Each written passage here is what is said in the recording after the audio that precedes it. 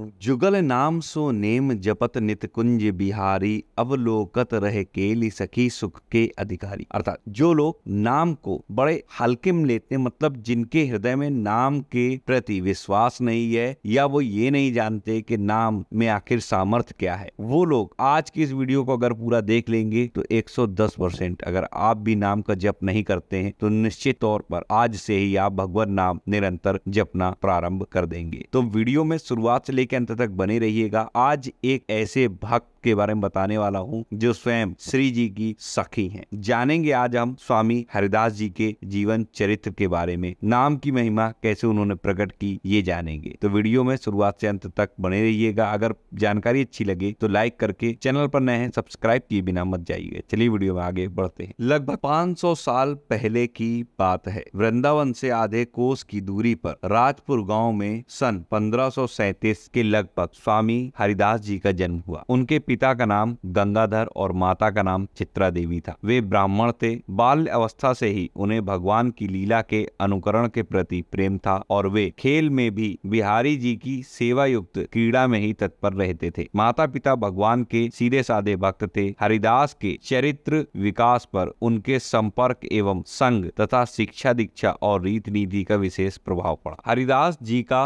मन घर गृहस्थी में बहुत ही कम लगता था। वे उपवनों में सरसरिता के तट पर और एकांत स्थानों में विचरण किया करते थे। एक दिन अवसर पाकर 25 वर्ष की अवस्था में एक विरक्त वैष्णव की तरह वे घर से अचानक निकल पड़े। वे घर से सीधे वृंदावन आए, अपने उपास्य देवता बिहारी जी के दर्शन किए और उन्हीं के शरणागत होकर निधिवन में रहने लगे। आशु धीर जी उनके दीक्षा गुरु थे। धीरे धीरे उनके त्याग, निष्प्रहता, रसोपासना और संगीत दक्षता की प्रसिद्धि चारों ओर भक्त संत तथा संगीतज्ञ मंडली में व्याप्त हो गई और उनके शिष्यों की संख्या बढ़ने लगी। भावावेश में सदा उनकी सहज समाधि सी लगी रहती थी। प्रिया प्रीतम श्री राधा कृष्ण के सौंदर्य और माधुर्य के महासागर में वे रात दिन डूबे रहते थे। उनका वही अचल धन था। उन्होंने बड़ी सरलता से भगवान का स्तवन करते हुए कहा, हरि तुम जिस तरह हमें रखना चाहते हो उसी तरह रहने में हमें संतोष है। उनका पूर्ण विश्वास था कि सब कुछ बिहारिन जी की कृपा से ही होता है। हरिदास निम्बार्क संप्रदाय के संत आसुधीर जी के वे शिष्य थे। स्वामी हरिदास जी की उपासना सखी भाव की थी और भक्ति श्रृंगार मूलक राशेश्वरी की सौंदर्य निष्ठा की प्रतीक थी। उनके सिद्धांत से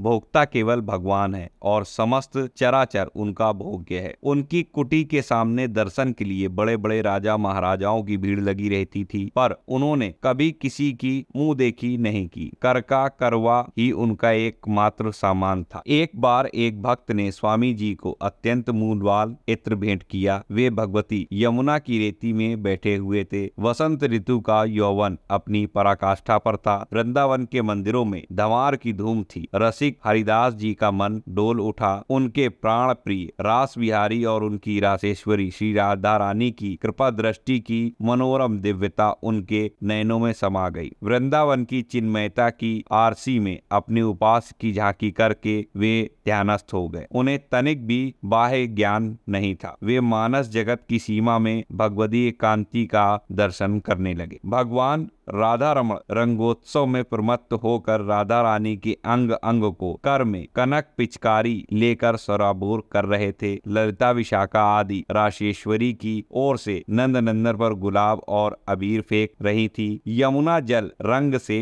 लाल हो चला था। बालुकाओं में गुलाल और बुक्के के कण चमक रहे थे। भगवान होली खेल रहे थे। हरिदास के प्राणों में रंगीन चेतनाएं लहराने लगी। नंद नंदन के हाथ की पिचकारी छूट ही तो गई। हरिदास के तन मन भगवान के रंग में शीतल हो गए। उनका अंतर्देश गए गहे रंग में सराबोर था। भगवान ने भक्त को ललकारा। हरिदास ने भगवान के पीतांबर पर इत्र की शीशी उड़ेल दी। इत्र की शीशी जिसने भेंट की थी वह तो इनके इस चरित्र से आश्चर्यचकित हो गया। जिस वस्तु को उसने इतने प्रेम से प्रदान किया था उसे उन्होंने रेती में छिड़क कर अपार आनंद का अनुभव किया। रसिक हरिदास की आंखें खुली। उन्होंने उस व्यक्ति की मानसिक वेदना की बात जान ली और शिष्यों के साथ श्री बिहारी जी के दर्शन के लिए भेजा। उस व्यक्ति ने बिहारी जी का वस्त्र इत्र से सराबोर देखा और देखा पूरा मंदिर विलक्षण सुगंध से परिपूर्ण था। वह बहुत लज्जित हुआ, पर भगवान ने